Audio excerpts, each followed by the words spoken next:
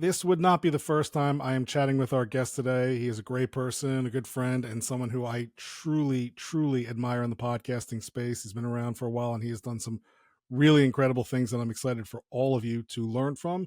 He is Harry Duran. He's the founder of Fullcast, a full service done for you podcast production and marketing consultancy. He is a host of the ever famous Podcast Junkies podcast. That's the yellow icon that I'm sure you've seen around if you've been anywhere in the podcasting space. He is also the host of several shows, including the #1 ranked Vertical Farming podcast. Harry, it is great to see you, great to chat with you, and thank you for joining me Matthew, today. thank you so much for inviting me. I love the opportunity as podcasters that we get to catch up with friends, and sometimes it has to be through a podcast because when we try in person or at conferences, there never seems to be enough time.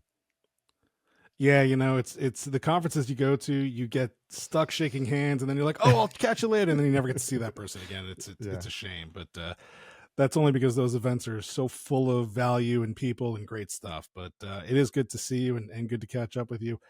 You've been around podcasting for quite some time, and I think for folks who don't know you, maybe aren't familiar with your full story, just a quick synopsis. How did you first get interested and started in podcasting? Probably, if I'm being honest, my original passion and my first passion is house music and DJing. So I still have my turntables here in the office here, and I get to jam out every now and then. But back in 2012, it's 12ish, 13ish, I was working on a mobile app called Know Your DJ with a friend of mine. The app was published, and we're trying to get people to it. It was for electronic music fans. And so I said, I want to start a podcast and to interview DJs. So I'm going to go figure out how to podcast. And I ended up at New Media Expo in Vegas in 2014 in January. And I saw a bunch. I was attending all the podcast sessions. Amy Porterfield was presenting. Pat Flynn. I obviously took the selfies with them as one does when one's fanboying out. But I quickly realized how hard it was going to be to interview all those DJs, globetrotting DJs. I was like, look at all these podcasters. Maybe I should interview them instead. And someone mentioned, I think Chris Murphy was hosting a Cliff Ravenscraft talk, and he mentioned the term podcast junkies. And I raised my hand. I'm like, I'm a podcast junkie. I had like 30 on my phone. I was learning all about mobile apps at the time. And so I came back home, signed up for Podcasters Paradise with our friend John Lee Dumas, and dove into the world of podcasting. And I was off to the races. I just, I was inspired by that show Inside the Actor Studio. I studied a little bit of acting when I lived in New York. And I always appreciated how you could hear an in-depth conversation with someone who you just would see on screen for a little bit and you wouldn't know anything about them. But in the interview, you can get a feel for what they're like. And that's what I wanted to capture. I said, all these podcasters sound great. They're subject matter experts in their shows, but I want to learn what's happening behind the mic. And that's sort of where Podcast Junkies was born. And since then, I've interviewed over 350 folks on the show. This year, I celebrated 10 years. I got to speak at Podcast Movement this year about the 10 things I learned from 10 years of Podcast Junkies. I started an agency in 2015 as a result of everything I was learning about podcasting. And I launched a second show in 2020 called the Vertical Farming Podcast, which I'm sure we'll get into as well. Oh, we will absolutely get into that because I've always been an admirer of what you did there and how you got started, and you were successful with it before you even launched, which is just incredible and noteworthy. But one thing you mentioned there that I wanted to bring up is that this idea of you weren't all about having a successful podcast. You weren't about the podcast itself. You really were about getting to know people, right? You really wanted to ask questions. And I think that outlines and highlights something that a lot of folks miss in podcasting, which is you have to bring your passion to the subject before your passion to the podcast. Do you agree with Yeah, that? absolutely. I think what was interesting is I just had a real desire to connect with these folks in the podcasting space. And I just realized, I don't know what it was, but I just realized, you know what, I need to speak to these people and I want video from day one. So back then in 2014, we had to cobble together, I think it was, I forgot what the tools was. We had Skype with call recorder, I think is what it was. and the beauty of that combination is I could see the person, we would talk, have the conversation, but it still wasn't at the point where we could record the video. So I would just use the audio from there. But from day one, I had the video. I was looking at the body language. I was developing that relationship.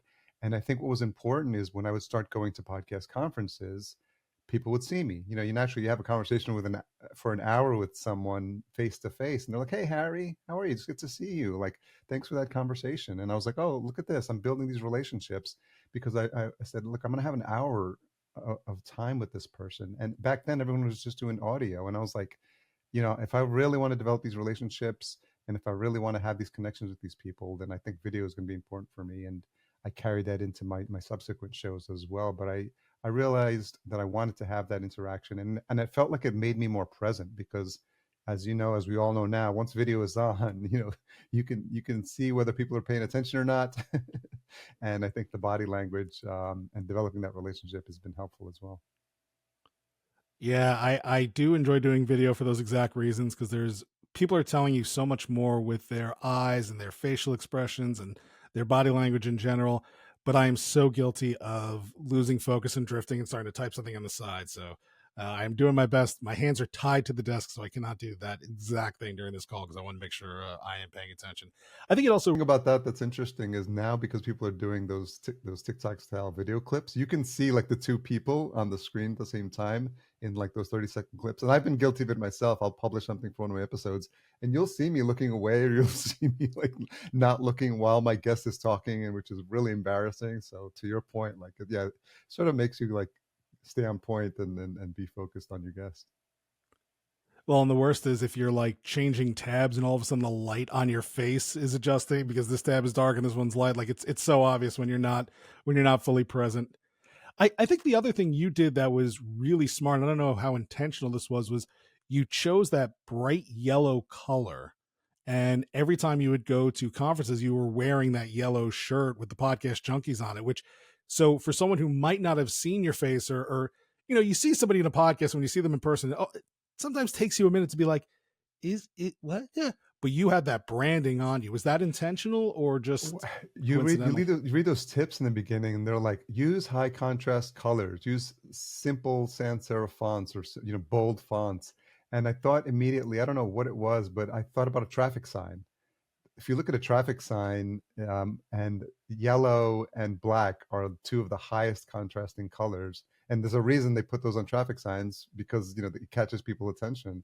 And I was like, well, if it works for traffic signs, it'll work for my show. And I just picked like a typewriter font that was super bold against the high contrast yellow or orange, depending who you ask.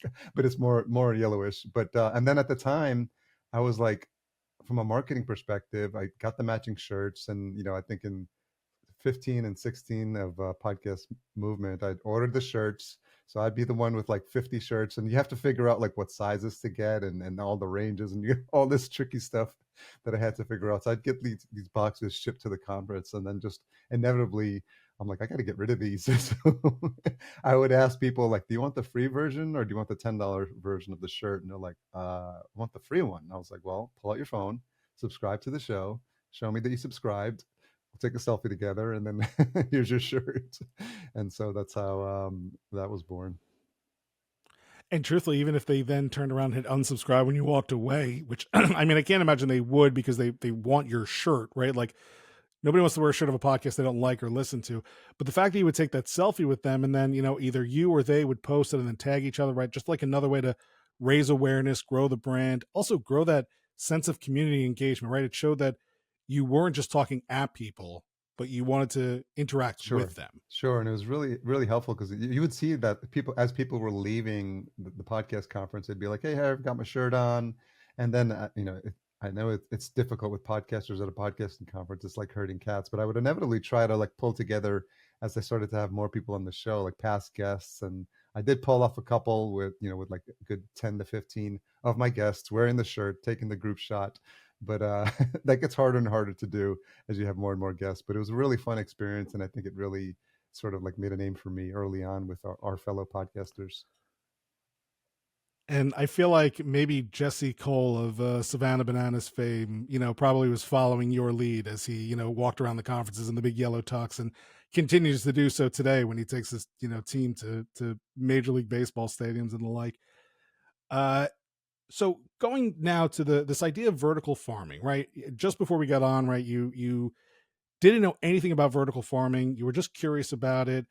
You decided you were going to launch a podcast, but before you even dropped an episode, you had basically already paid for it. How did that work? What's the secret sauce to inserting yourself into an industry where you have no basis or no, starting point, and, becoming successful? So if I think at all the pieces that had to come together for that to happen, I came from a corporate marketing background. So I worked at JP Morgan Chase, and E-Trade especially was very instrumental for me, just kind of seeing, this was about the time, around the time of like the E-Trade baby.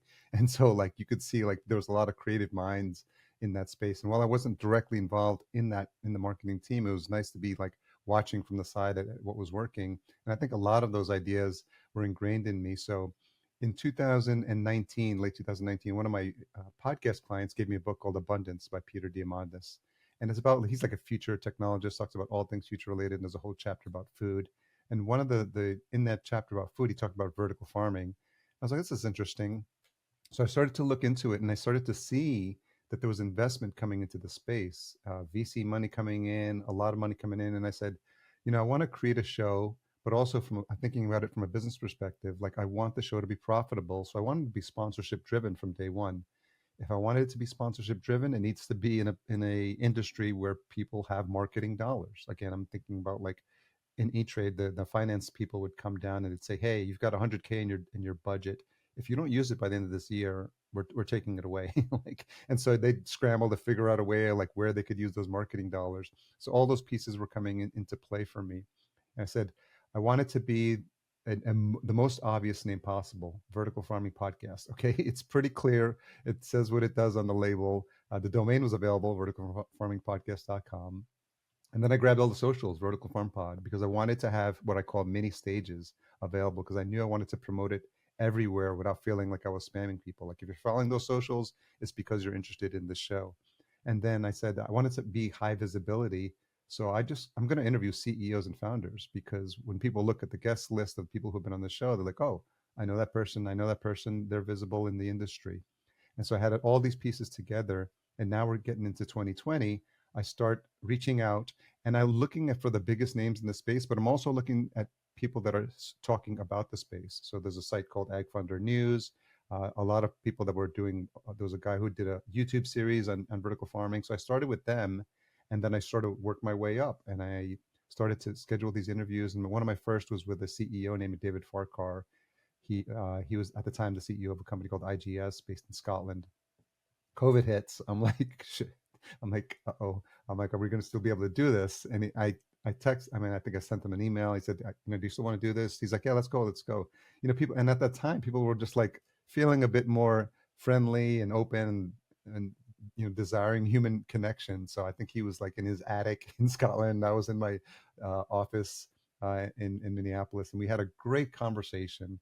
And just to set some context, that experience I had with Podcast Junkies at the time, I was over 250 plus interviews. I was comfortable with long form interviews. I know what it's like to have an hour long conversation with someone. And even though these are CEOs in an industry where I was new, I was focused on them. I was saying, hey Matthew, tell me your origin story. Tell me a bit of your background. How did you get into vertical farming? These are universal questions that you can ask as you're learning. Because in my mind, I wanted my listeners to learn at the same time I was learning. We had a fantastic conversation. I said, we're looking for sponsors for the show. He said, why don't you speak to my marketing team in Chicago? So he connected me. Another great conversation with the marketing guy. And I said, hey, how much were you spending at these conferences that you can't go to anymore, for these booths? And he's like, oh, we spent about $20,000 for a booth. And in my mind, I did just simple math. I was like, what's half of that? 10, my single digits, 9. I said, for $9,000, you could be the platinum sponsor for this show. And I outlined what we were doing. We're going to interview the who's who of this industry. It's specifically dedicated to this industry. You can see by the name, all we're doing is focus on vertical farming. He thought about it for a few minutes, Matthew, and he said, yeah, let's do it.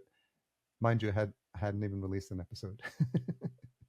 and the light bulb went off. I was like, whoa, like my thesis was proved correct. I was like, if you create something super niche in an industry that's growing, that has marketing dollars, put all the pieces together.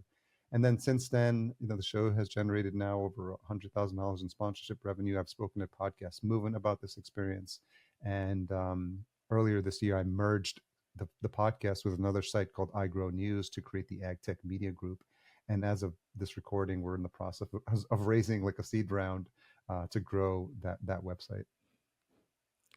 This is one of those amazing. Dave Jackson always said, because of my podcast stories. And this is just one of those really incredible ones where you go from, podcast fan to podcaster to podcast consultant to, now industry leading podcast to, right, advisor, CEO, right, this kind of person who, just now is probably enveloped in the space and probably someone who other people in ag tech recognize and look up to, all just from a podcast and just from, sheer curiosity, which I just find to be absolutely incredible. I mean, like you said, a lot of things had to kind of line up for that to happen. Do you still think that's possible today in the market that we're in, especially with all the talk of, podcasting is in a bubble or it's overhyped or this and that? Like, do you still think people can pull this off if they do it right and things line up? Yeah, I think they can, and it's interesting what's happening. We're seeing. I've had conversations with people who are coming to me and who want to have a podcast that's super niche. Or I'm speaking to someone now who's in the CO2 space. That's very niche in terms of clean energy. And I said, look, this is what I did, and if you want help with this, let's figure this out. So he went back, did his homework. He's pulled out this incredible spreadsheet of like 30 to 50 people I think that he wants to contact. He knows the space obviously better than I do, and I'm like, look, just if you have a passion for this, let's see if this model works. So it's just an example of something that we're testing out right now. But he knows the industry, he has a passion for doing it, he can learn how to be a better podcaster. Those are things that can be taught. But if you have a passion, the listener can feel that, and that's the early feedback that I got. First, people were saying, hey, I was looking for a podcast about vertical farming, I found yours. No surprise there. But the other thing was like, I love how you're humanizing these CEOs and you're just like having a casual conversation. It feels just like I'm eavesdropping on a conversation with you. And I always tell people in a podcast conversation, there's three people: the host, the guest, and the listener, singular, one person listening at a time to us even having this conversation. And I never try to lose sight of that. And as I'm speaking to people who are looking for this same type of opportunity, or anyone who's watching or listening now that's thinking about this, just have that passion and be laser focused on being excited to share what you're learning about this industry with your audience. And I definitely think there's opportunities that are still available. As a reminder, we are chatting with Harry Duran, the founder of Fullcast, host of Podcast Junkies, host of Vertical Farming Podcast. And if I went through all of his credentials, we'd probably be here for about an hour. He does have a book, though, also you should check out, Around the Podcast Campfire. And we'll have links to all those in the show notes so you can check it out. And I mean, truly, if you're listening to the show, you probably already know who Harry is. But if not, I cannot stress enough, you should absolutely check out his work and follow him. He is full of insight, full of wisdom, and truly just a nice person. So you can't go wrong following and meeting up with Harry if you get to see him at one of the conferences. So before we let you go, we ask everybody sort of the same set of questions, and I'll be very curious to get your answers on these. So one is there a place within podcasting where you would like to see improvement, whether it's from, distribution, production, listening, like marketing? Like, what's one thing that would make podcasting better and easier for you? I think anything that helps around discoverability. It's one of those words we've tossed around so much, and so many people have tried to create tools and services to do it. A lot of times with an eye towards monetization first, and so they're just trying to get as many people to sign up to their product. But I know our mutual friend Ariel Nisenblatt is big on this as well. But I think there's something to be said about genuine discovery, and I know there's groups where you can do listening and share each other's shows. But I think I've yet to see anything that's really intuitive and easy, and lets you focus on a core group of shows first, and see if you can rising tide lifts all boats, get those shows visibility. And maybe it's within specific niches. But I think sometimes I feel like we're sort of trapped in a pen by like the Apple categories, and we have to like work within those spaces to create categories or to have opportunities to find shows. So I think I saw Ariel posted something about the bubbles that appear, like when you're on Twitter, the different categories. Hey, what do you want to listen to? And I thought that was pretty interesting. But I think there's opportunities for folks who are creative, and they can find those shows. So I think to think about how we can make shows discoverable for the people that want to find them, because there's no shortage of people looking for content about specific topics, and a lot of times there's tons of podcasts available, and I think people are hard pressed to really find what they want, and just cut through the noise and really get to the shows that really provide value. Yeah, I mean, like you said it earlier, you started a show in vertical farming, and I imagine that, part of the success of the show is that somebody looking for a show, looking for content was typing vertical farming. And obviously, right, having that name that would pop up. And, the problem is if you would call it like the tall stalk or right, like something cute and punny and, whatever, it would not have come up in a search on most of these podcast directories because they just don't work that way. So I couldn't agree with you more that we need to really expand our mind, expand our thinking about how we can discover new But shows. also to your Um, point, and it's something we talk about when we work with our clients on the agency side. And you know, don't try to be too cute. People are not searching for the tall stock.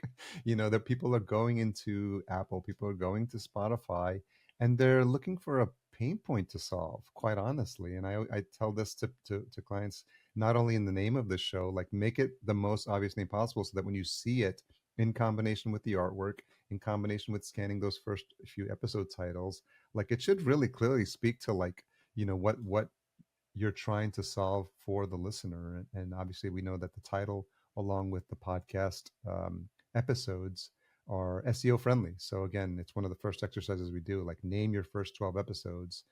Without this involves no tech at all, just a pen and a paper. If you're just getting started, like title your first 12 episodes in a way that people will see that and feel like, oh yeah, I know exactly what's going to happen. I know what pain point will be solved.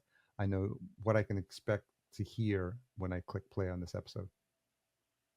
oh, such a great answer. All right. What about tech? Is there anything on your wish list as far as maybe there's a microphone or a camera, something out there you've been wanting to buy and just haven't? Or is there a piece of equipment that or software that hasn't been made yet that you're like, oh man, I really wish I had this? I think from a tech perspective, I think so far the tried and true basics have survived the test of time. I'm on my Shure here that I've been using for years. The recent baby brother to the Shure SM7B, the MV7. I've seen it all the place. It's been made things so much easier, and there's a reason why, because it's just a USB directly into the laptop. From a gear perspective, I'm on using something called the Opal C1. It's a camera that I upgraded to, and it's made of metal completely, so it's it's not like one of these plastic cameras. It's got 1080. I think it does up to 4K as well. It just got a little clip that sits on top of the monitor, and I've been using it. You can change like the focus and the distance on it, and so they've got the Opal C1 that I'm using right now, but they've just launched a new one, and it's I think a $79 version that's for people that are just on their laptops or very mobile, and you just literally just clip it to the top of your laptop screen. And so, from a quality and a build perspective, I think that's been something that I've been talking about a lot. And then, if people are just getting started, I still recommend the Samson Q2U, which is a great starter mic, great dynamic microphone. But again, I think once people can get through the basics, a lot of people like to play with toys all the time when it comes to podcasts and tech, and people have got their gear and their I'm using a Vocaster 2 at this point, so shout out to the folks at Focusrite. But I know people using the Rode, and they like to have a lot of knobs to push, but I think sometimes it gets to a point where it gets like too distracting because the gear gets in the way, and if you got all the shiny lights working, you feel like you have to have like a studio manager managing everything. And then there's people that start working with different camera angles too, and just like, oh, that starts to be a lot. So for the solo podcaster, like my advice is always like, find something that works for you, and for your first 100 episodes, just keep it really simple. Love it. And last question is, are there any other podcasts that you subscribe to, you listen to, that when they drop a new episode, you are going to stop what you were doing and check them out? No ifs, ands, or buts. I think the only one that's been falling into that category is our mutual friend James Cridland and Sam Sethi with Pod News. Because in terms of like keeping track of what's happening in industry, it's just that just quick bite of the relevant information. I want to stay on top of what's happening because it's important for me and my clients. And then obviously there's favorites that I like. I listen to I pick and choose a Joe Rogan episode depending on the content. But it's a bit of a investment in time, as you know now. So as much as I can get good with like my 1.5x and maybe my 2x, depending on the guest, I'm really looking for either specific guests that I want to learn more about, and if it's a host that I recognize, even better. But it's hard now to just commit to a show fully, um, and that's something that I've been thinking about.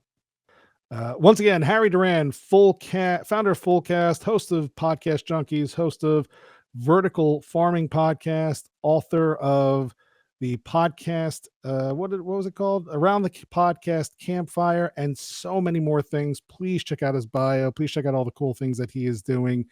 You will not regret it. Harry, great to see you. Great to chat with you. Thanks for joining me today. I appreciate the invite. Thanks, Matthew. This is fun.